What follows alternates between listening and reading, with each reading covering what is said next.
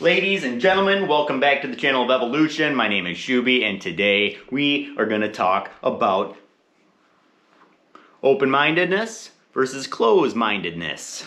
Because I love this shit, you know, and open-mindedness is an extremely rare thing today. We can see this with the inability to communicate with opposing ideas and to discuss things, you know, and there's constant conflict and war and chaos. That is also a result of a closed mind.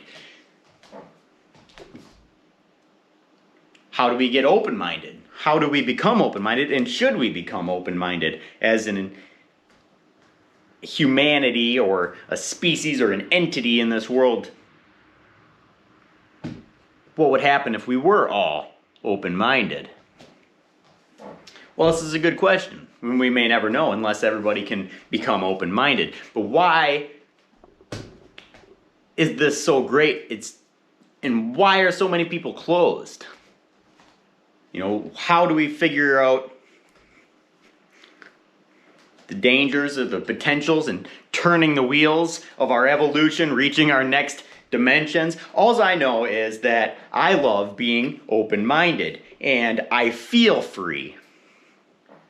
And I can contemplate these ideas and these concepts and not accept them. I feel freedom and peace and harmony and joy and calm. Yet I don't disregard anything else. That closed-minded normally is an ego thing, right? It's an identity protection. It is wearing a mask. It is holding everything that we believe inside and protecting it.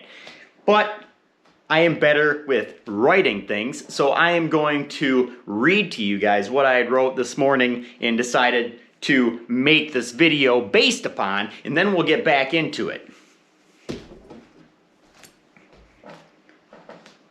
To be open-minded, one must not be closed, which means one must have no threats present, no danger. To walk with an open mind is to walk through the unknown, through the fire and through the flood, and peacefully or unthreatened by the chaos. We must connect with our innermost selves, discover that spiritual connection and inner knowing, inner confidence, so we can be unthreatened and unafraid. Then and only then can we open our minds.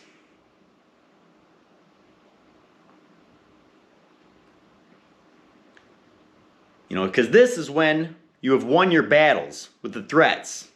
There is now peace and harmony. You find this level of inner peace and open up the mind. The beautiful thing about the beautiful thing about open-mindedness is connection.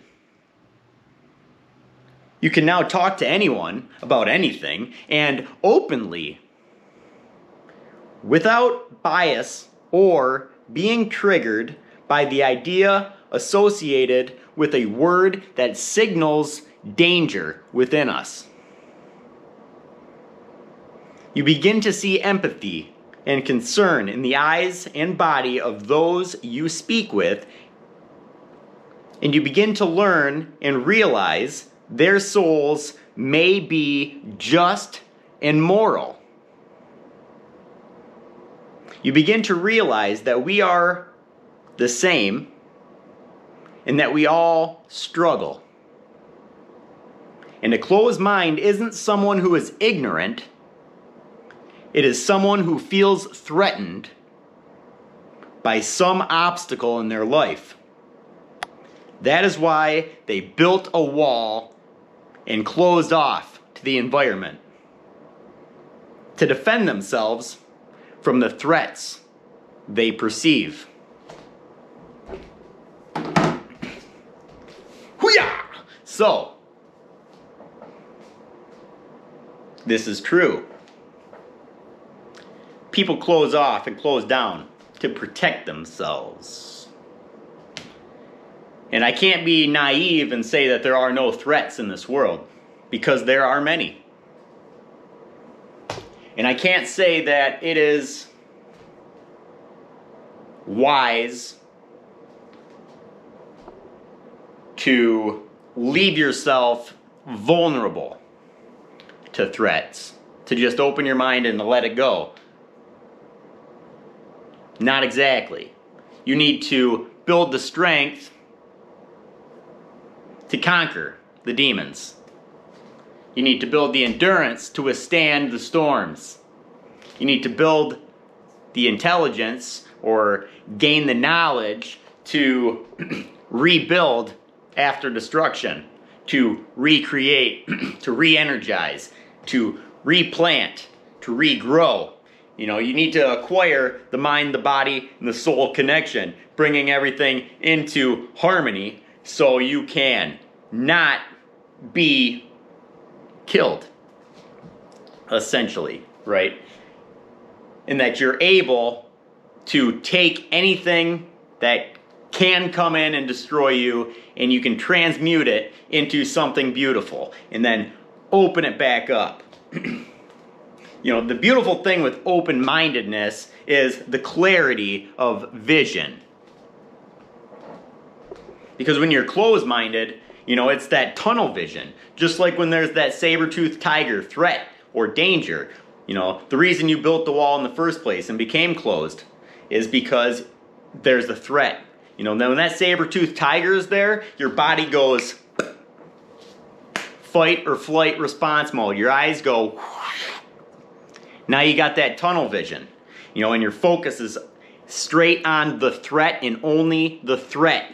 Nothing else in this wide and expansive and abundant world can be seen because that threat is immediate, and now that is what you need to face.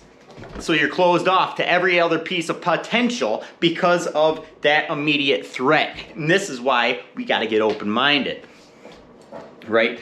But to become open-minded is to face that threat, to open yourself up, to dive in to your own soul, to your own depths, and realize if the threat is real or one that is created by your own consciousness.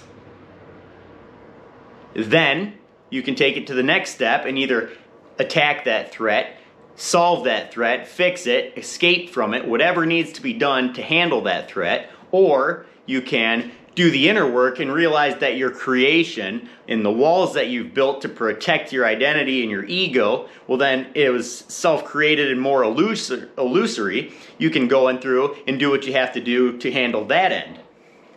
You know, there's a million steps of potential and possibilities that can be handled. And this is the obstacles of what life is all about. You know, all of us face some kind of struggle, some kind of inner demon, some kind of inner voice. We have to be willing to look at that. Which, I know, that's another problem, isn't it? Because when there's monsters under your bed, what do? Throw the covers up over our eyes. And that means we avoid it. We hide from it. And we cannot see it. You must be willing to look at the threats. Look. Then you can determine necessary action. But you must first be willing to be open to face it, to overcome it. That's when potential becomes beautiful. That is when your soul is revealed and free from the bondage of threats because, well, it's just a saber-toothed tiger and I've whooped a couple of saber-toothed tigers' asses. So, not that big of a deal, you know? Well, overcome, open up, things become beautiful. You can now connect with people and see love, empathy, beauty, and you just feel ever abundant. You feel at peace and calm and one. That's two. One. I hope there was something in this that you guys found beautiful. I hope something connected or clicked. Have a beautiful morning. Peace!